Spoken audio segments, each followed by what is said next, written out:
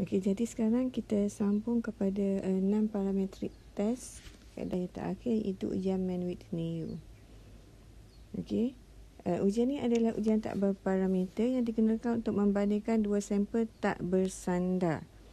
Kalau tengok dua sampel tak bersandar dari populasi yang sama. Okey, jadi maksudnya kita ambil pada populasi yang sama, tapi bila kata ada dua sampel, sampel A dan sampel B ni tak ada kaitan. Dia berlainan tapi but taken from the same population. Okey, so ujian Mann-Whitney digunakan apabila populasi tidak tertabur secara normal.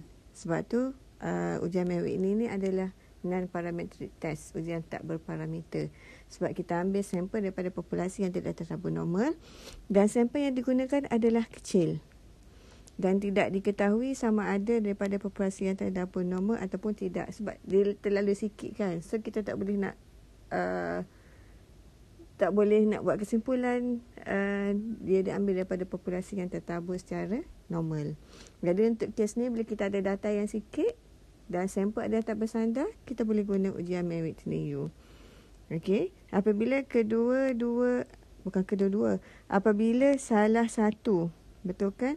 Apabila salah satu situasi ini dipenuhi, maka ujian tak berparameter Mann-Whitney boleh digunakan untuk sampel kecil.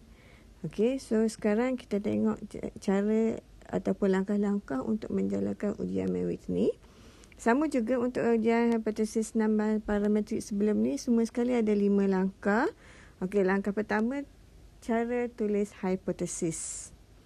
Okey, untuk hipotesis null ada alternatif. Biasanya yang null tidak terdapat perbezaan. Ataupun kita boleh gantikan dengan tanda sama lah kan.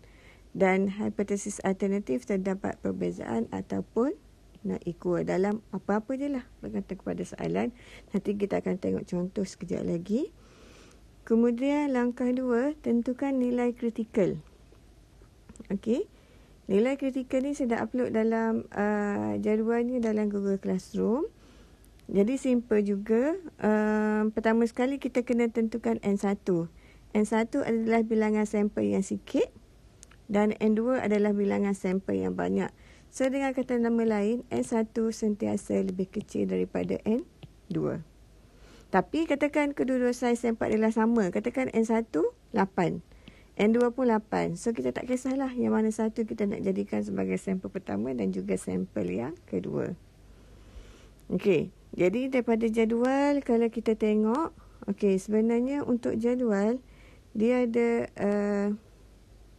dua jadual yang berbeza, iaitu satu untuk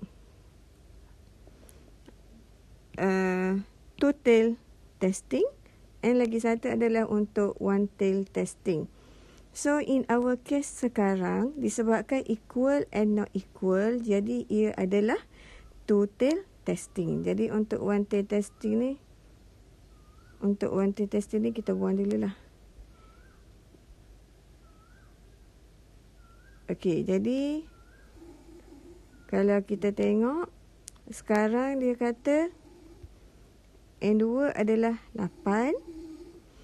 N1 adalah 8. N1 8. N1 8 kat sini. Dan N2 juga adalah 8. So N2 juga adalah 8 dan alpha kita nak tengok pada 0.05. Jadi kita dapati nilai kritikal adalah 0.05 kat sini 13. Nilai kritikal adalah 13. Jadi kita akan tolak hipotesis null jika nilai ujian lebih kecil daripada 13. Simbol kat sini adalah sentiasa lebih kecil. Okey, dah dapat nilai kritikal. Langkah seterusnya kita kena kira sama je kan untuk non-parametrik. Langkah ketiga, tentukan nilai ujian. Tapi kalau untuk parametric test, nilai statistik ujian. Kita tak boleh panggil statistik sebab orang kata tak cukup syarat untuk panggil statistik. So kita panggil nilai ujian sajalah. Okey, so langkah yang pertama nampak je panjang ni. Kita kena gabungkan kedua-dua data, susun data dalam tertib menaik. Kita berikan pangkat untuk setiap data. Okey, daripada pangkat tu kita akan jumlahkan mengikut kumpulan sampel. Kemudian kita kena kira U1, U2 dan nilai ujian kita adalah nilai minimum di antara U1, U2. Maksudnya bila awak kira nanti U1, U2, nilai mana yang lagi kecil? Yang tu merupakan nilai ujian. Okey, langkah keempat, buat keputusan dan beri kesimpulan. Okey, so kita akan tengok contoh seterusnya dalam video, next video lah.